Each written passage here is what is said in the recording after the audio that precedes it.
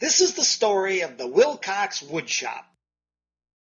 Episode 1, You Must Be Mad.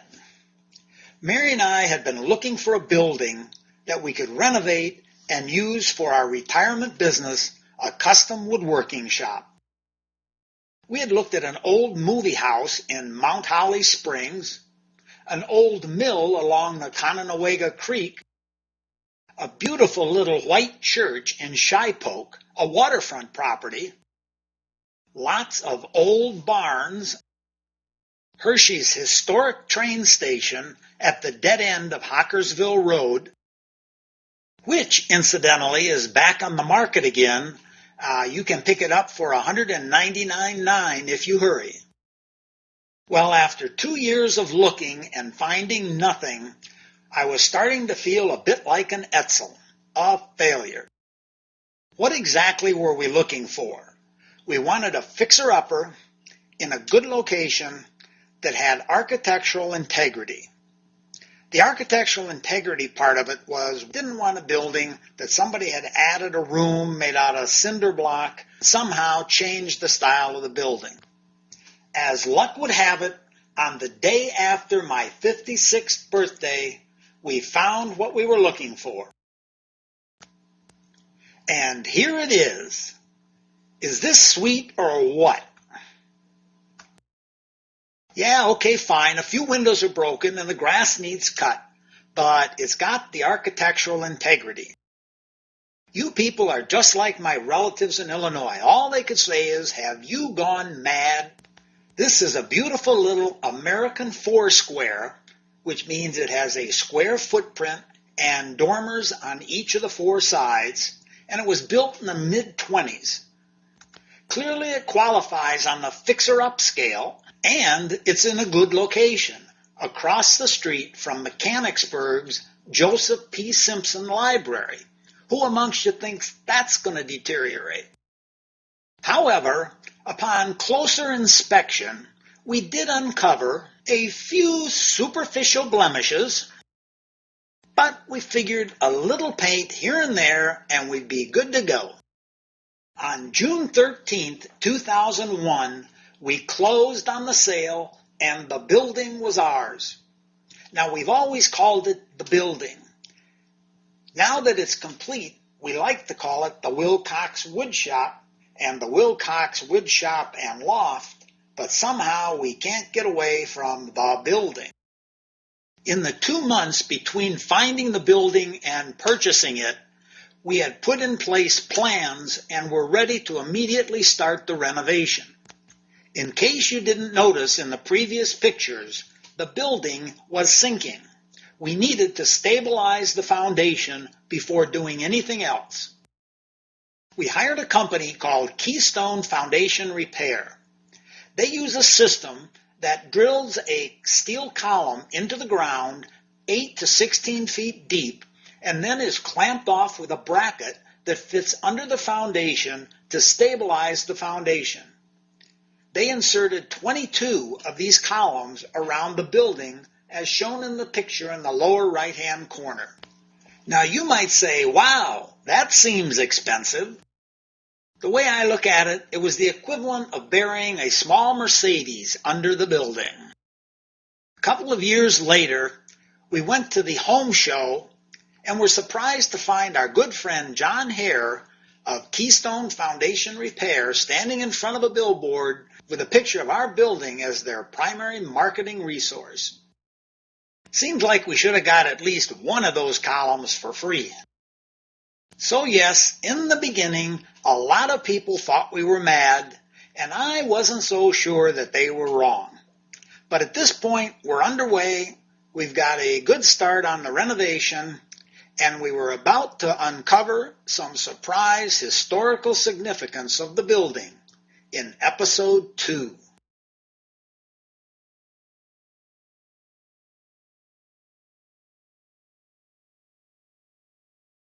The story continues.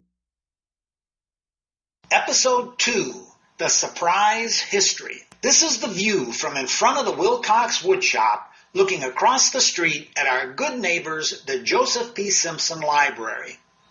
Not only has the library been a great stabilizing factor in the neighborhood, but it has also been the source of several frequent drop-in visitors to the woodshop. One August afternoon on that first year of renovation, when I was working on the front dormer, I looked down and noticed that Mary was talking to a gentleman who had pulled over and parked in front of the building. I later found out that his name was Foster Berkheimer and that he was a member of the board of the library. Foster was providing Mary with what turned out to be some unbelievable historical background on our building. We already knew that our building was built in the mid-20s by the Wilcox Forging Corporation. Our building is shown here in the lower left-hand corner with the rest of the Wilcox complex. Originally, the company was known as the D. Wilcox Manufacturing Company. The D stood for Darius, the first name of the founder of the company, Darius Wilcox. This picture shows the company's main parking lot. Our building is the only remaining brick building from the complex. So what did Foster tell Mary that was so surprising? This picture, taken on February 22, 1945, documents the ceremony that created the Mechanicsburg High School Vocational Training Machine Shop. This was a joint effort between the Wilcox Forging Corporation and the Mechanicsburg school system to train machinists for the war effort. The folks on the left are from the school board.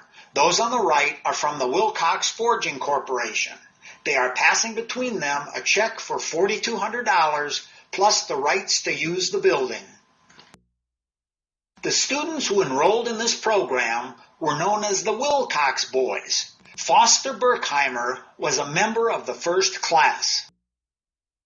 Here is Foster Berkheimer and his wife Dolly. Foster is in this picture from a page of the 1945 Mechanicsburg High School yearbook. Now this is where the story starts to get interesting. Foster's wife Dolly is the granddaughter of his instructor while he was a Wilcox boy. And why is that so interesting, you might ask?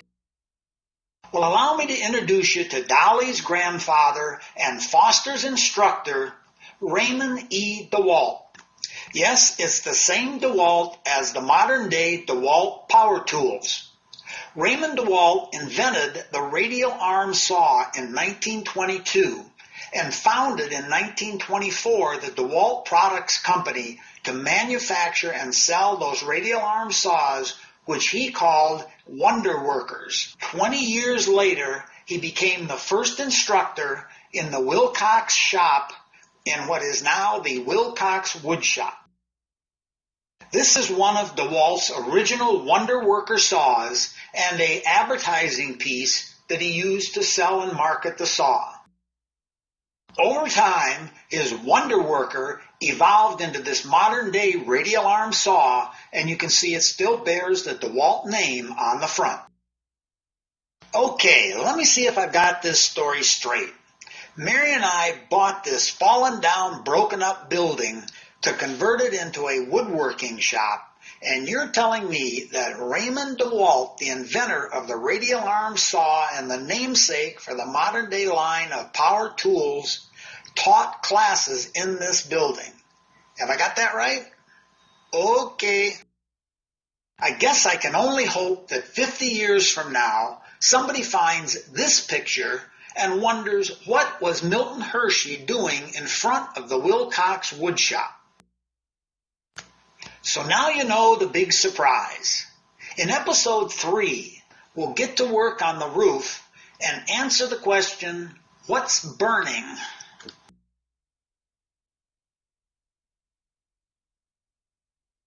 And the story continues. Episode 3, is something burning? With the foundation stabilized, it was time to attack the roof and the dormers and make the building watertight. The building had been unoccupied and neglected for about the past 30 years. I say unoccupied with the exception of about 25 feral cats.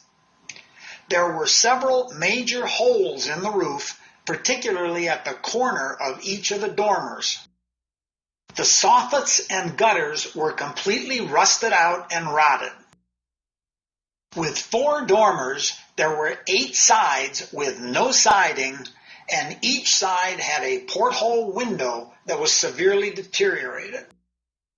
On the upper level alone, there were 30 window sashes that needed complete renovation and 1 small door above the fire escape. This little door had been a window until the 1950s, when they had a fire downstairs and realized there was only one way out of this building upstairs. So they added the fire escape on the back and converted the window into a door. The first part of this process was to remove the rotted soffits and gutters and to extend the rafter tails. Extending these rafter tails was partially repair work, but also was done to increase the overhang of the roof.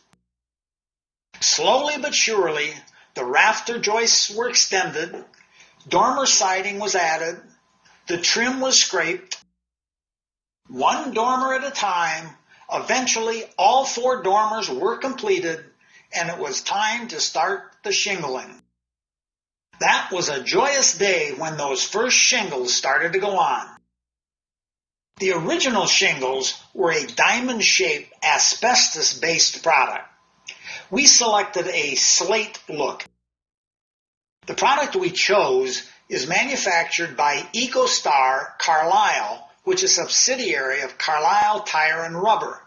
The product is called Majestic Slate, and it's manufactured from the trimmings off of tire molds. We figured if we used it, then the building would look just like this house when we were finished. This is a bird's eye view of the front dormer. Notice the nice random pattern in the light and darker shades of tile. This requires careful planning to ensure that you don't wind up with all the dark tiles from one bundle in the same area of your roof. Now, the best way to accomplish this is to hire a good, reliable worker to blend your shingles. Open 25 bundles and put them in a row. Your blender can then walk the row, picking 1 shingle from each bundle and putting them in a new bundle and piling them up. 240 bundles. 6,000 shingles, 240 bundles. This is one hard worker. Repeat this process over and over, and sooner or later the roof will be finished. With the roof finished and a fiery red sunset, it was time to head home. Little did we know what that fiery sunset was predicting for our return visit the next day down this same road. As soon as I left the base at noon the next day, I could smell the smoke. It wasn't until I got right on the property that I could tell it was the old Wilcox Forging Corporation buildings that were burning and not ours. It was October 22nd, 2003, and it was truly the beginning of the end of these fine buildings. Apparently, sparks from a settling torch used for the demolition had ignited oil that had probably been in the basement of these buildings for 100 years, and that's what sparked the fire. The cleanup began the next day. By the time the first snow fell, only this office building remained to stand watch over the body bags filled with bricks. They say it's an ill wind that blows no good. I was the beneficiary of those stacks of bricks and was ultimately able to use 4 of those pallets to build some brick pillars down the side of our driveway. That's for a later episode. Episode 4 will answer the question, are those the original doors?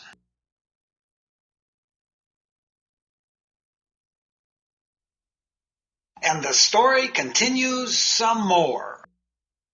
Episode 4, are those the original doors? This is, without a doubt, one of the most frequently asked questions. This picture shows the original doors. These doors were barn door styled interior sliding doors. When you opened them, they separated from the middle, one door slid to the left, one door slid to the right. We could see the tracks still on the interior, but there was no sign of the doors anywhere. The building's glory days ended in the 70s. Prior to that, it had been used as the vocational machine shop for the Mechanicsburg High School. Upstairs, originally Darius Wilcox, the founder of the company, lived up in the apartment. After he moved out, Mechanicsburg Mayor Gelwig and his family lived upstairs. During these periods, the building was well maintained. Sometime starting in the mid-70s, the building was used for storage and storage alone. During this period, they replaced the original doors with these overhead steel doors, I imagine for security purposes. Clearly, they didn't have any architectural function. Once we finished the work on the roof and the dormers, we began to focus on the large doors. We wanted to regain the original look, but not necessarily identical style. We needed some inspiration. Hanover, Pennsylvania is known for its colonial architecture, and in particular for its carriage houses that line the alleyways behind these gracious homes. So we spent one Sunday afternoon driving up and down the alleys and taking pictures. We liked this look with the large strap hinges, but we liked the proportions of these doors better than the other ones. So we decided to combine these doors with strap hinges. First step was to design and make a prototype out of cheap 2x4 stock to test out all the processes. Each door would require 13 pieces, and we needed to make 8 doors. With 8 doors, there would be 104 pieces requiring over 1,000 machining steps to create. In addition, 2 coats of stain and 3 coats of finish would be required. The prototype worked out well, and we prepared our order from Middletown Lumber for a large supply of Douglas fir. We purchased what is called full rough sawn, clear, vertical grain, kiln-dried Douglas fir. Our main concern was to select a wood that would weather well. Here are all our pieces required for the 8 doors, and they've all been dimensioned to the proper size. Each of these pieces has had at least 15 machining steps done to them up to this point.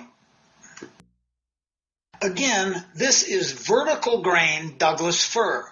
The significance of the vertical grain is that the wood cut in this way is more stable and less likely to warp. Let's take a closer look at this vertical grain on the ends of these boards. We have 2 examples shown here, one vertical grain, one flat sawn. The difference between the 2 arises from how they were cut from the log. The vertical grain board, which is the more desirable because of its stability, produces more waste and is more difficult to cut, so of course is the most expensive. Why does it always work out that way? So now that the pieces are all dimensioned to size, it's time to start the other machining processes to give shape to the edges and to cut the tenons and mortises for the joinery. While we're on this slide, take a look around at the inside of the shop. At this point in time, very little had been done to the inside. Lights had been installed, heaters had been installed, but as far as any repair work, nothing has been done. Here's a beautiful stack of rails with their edges shaped and the tenons cut on the ends. Here are more rails and the center stiles with the edges shaped and the tenons cut. The small pieces on the top of the pile are for the window dividers. If you look at the front wall between the 2 metal doors across the top of the window, you can see the remnants of the mounting brackets for the previous sliding doors that I mentioned earlier. With all the pieces machined, it's time to start the glue-up assembly process. Once the glue dries, then all of the joints need to be sanded. Thanks to this little Dewalt handheld sander, I now have trigger finger. Before final assembly and finishing, the doors needed to be dry fit and cut to length. This was another one of those glorious days when everything seemed to be coming together. It was time to locate our strap hinges. We found a great little hardware store in Philadelphia called William A. Killian Hardware. The quality of this hinge was the best I had seen anywhere. In addition to the look of the hinge, one of the best features was the screw hook. The quality of it was superior to anything else I had seen.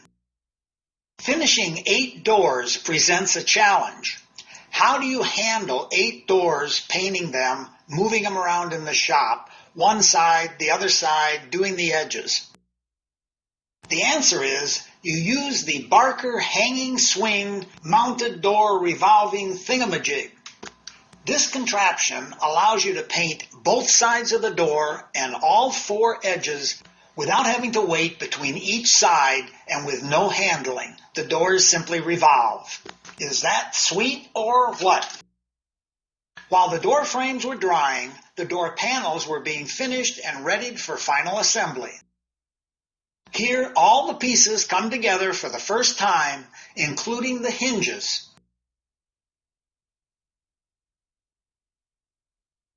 Well, as you can tell by the long shadows, it took a full day's work to install the final doors. We were very pleased with the final product. In fact, we were so pleased, I sent this picture to William A. Killian Hardware, and they now have this on their website as an example of their hinges. One last look before we close out this episode. I must say this building is starting to look mighty fine. Other people were starting to take note as well.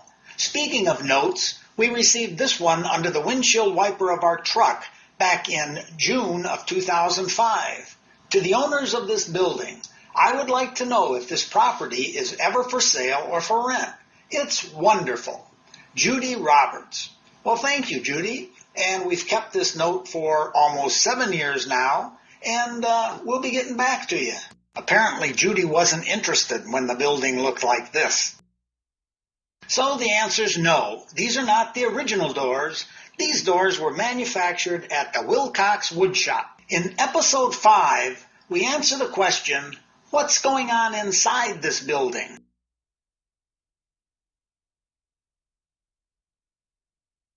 And the story of the Wilcox Woodshop continues. Episode 4, I wonder what's inside. On that first day that I had access, this is what was inside. Clearly the building was being used to store old machinery. The ceiling was covered with a fiber board that had several water-created holes. The large rectangular device in the back corner was the remnants of the old boiler. At this point in time, the building had no utilities, no electric, no water, no sewer, no gas, no nothing. This is Cousin Rick and I proudly displaying our new steel post and beam. Prior to our installation of this, there were no support columns of any type inside the building. All of the old machinery had been removed before the closing date as a part of the deal. If you take a look around, you can see the place is in pretty sad shape. The old concrete floor was oil-soaked and broken up. You can see the old electrical box on this side wall. The ceiling was covered with conduit, water pipes, gas pipes, all useless. Even with the big doors open, with most of the windows boarded up and no electricity, it was a stinking dungeon. The first major step forward was pouring the new concrete floor. This is the only picture we have of the old enclosed stairway. The stairway was enclosed with a very nice bead board, which I removed carefully to reuse for wainscoting in the shop area. Once the concrete floor set up and the enclosure was removed from the stairway, we began to frame up what would be the front office reception area. This area also included a small bath in the front corner, replacing the one that had been there and was very scary. As the room began to take shape, plans changed.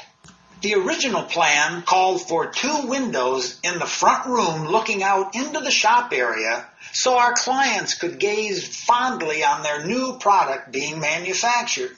In the end, we opted for a fireplace and 2 bookcases, which was a much better use of the wall space. We framed in a small room under the stairway to be used for a laundry room. Eventually, the drywall was completed, and we began finishing the stairway. The newel post shown here was made from chestnut, which was excess woodwork that we had as a result of various walls that were removed.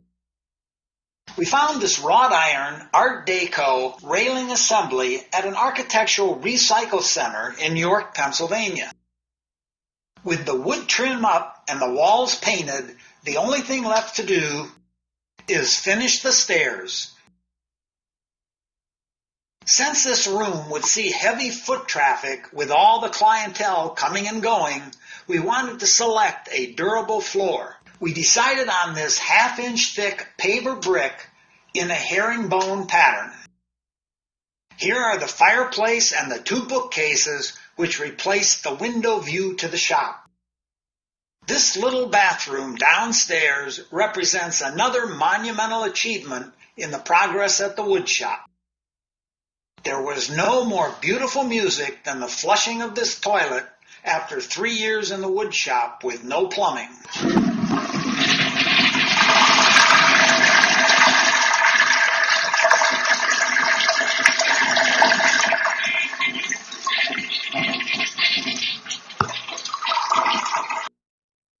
This black door, which leads into the shop area, along with the front door, both came from the Wilcox Forging Company and were salvaged from the building just before the fire. When the reception meeting room was completed, we framed in a small office area as well as a shop sink area in the back. The office includes a custom-made desk, and if you notice the wall behind the desk, it is wainscoting made from the beadboard removed from the enclosed stairway. The office includes a ceiling with recessed lighting that rivals the Sistine Chapel. This is the reception meeting room and the small office as viewed from the shop area. In addition to these rooms, we added storage area as well as a shop sink. The small closet in the center of this wall houses the water heater. So what's at the top of these stairs? By no means were we ready to tackle the upstairs at this point. However, the bathroom, which you see here, is located right above the room that we just built.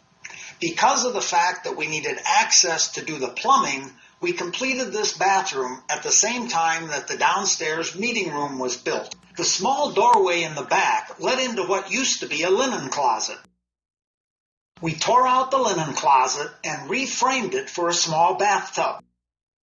Although we did really like the pink toilet seat on the original equipment, we decided to try some new fixtures. A little drywall, some tile, a bathtub, some grout, and some new fixtures, and this bathroom is starting to look pretty good. So that's what's going on inside. At this point, the downstairs is in pretty good shape. We have our front meeting reception room with a small office behind it, storage area in the shop, as well as the shop itself is pretty well completed.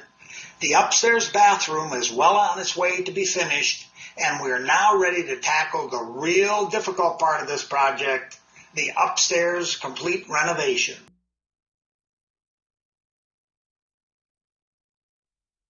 The story of the Wilcox Woodshop, the final episode. Episode 6. What about the rest of the upstairs? When we first bought the building, the upstairs was always dark and dingy and smelly, and to tell you the truth, it was always a little bit scary going up there.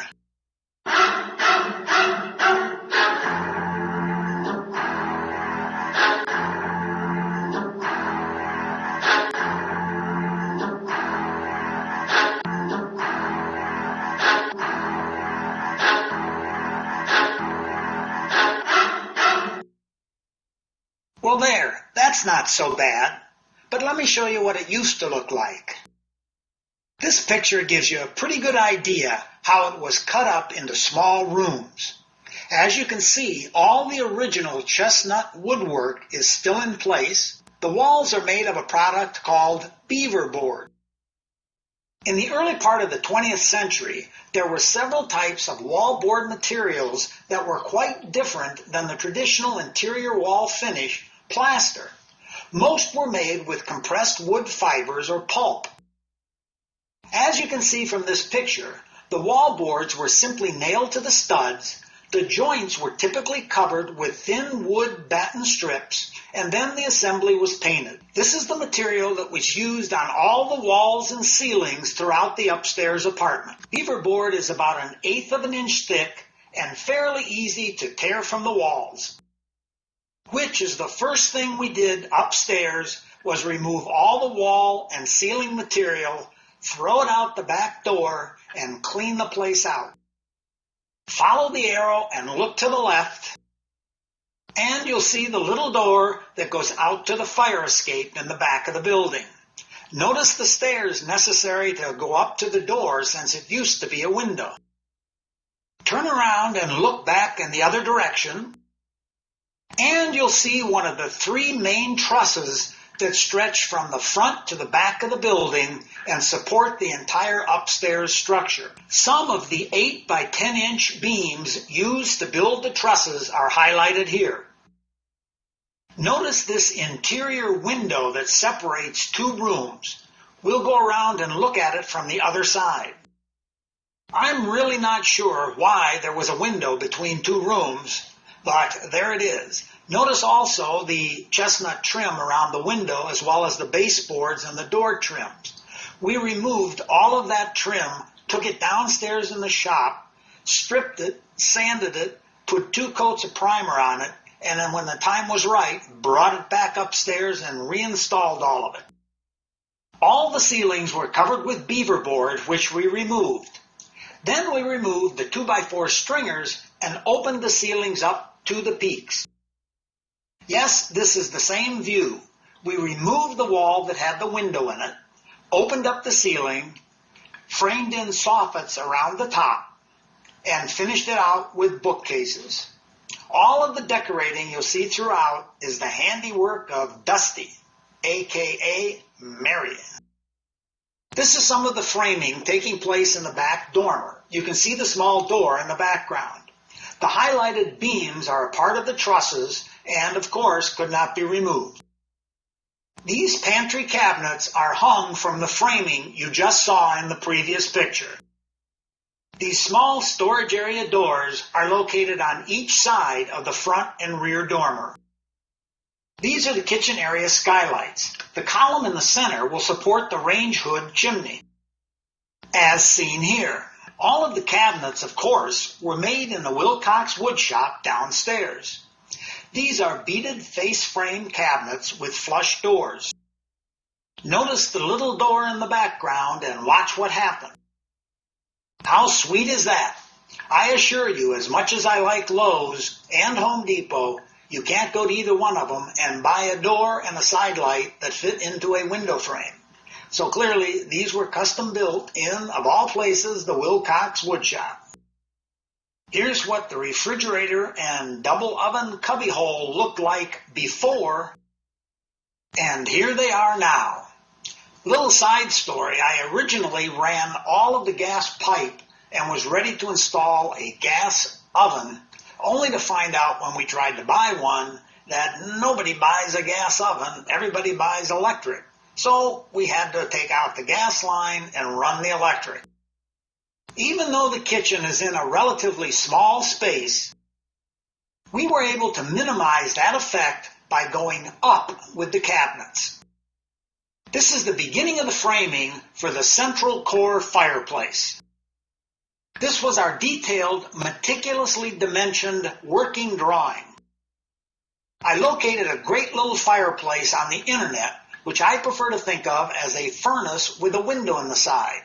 As you can see in the diagrams on the left, there is actually a blower and ductwork on top of the fireplace, And there's also a cabinet that you can put an air conditioning coil into.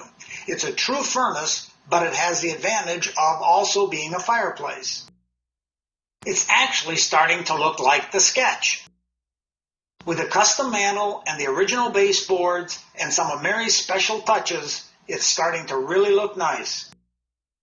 Here's the view looking out through the front dormer. We really love Sally and Jim's chandelier. Thank you. We gave the wall across from the fireplace special treatment with this raised panel highboy wainscoting topped off with a plate rack.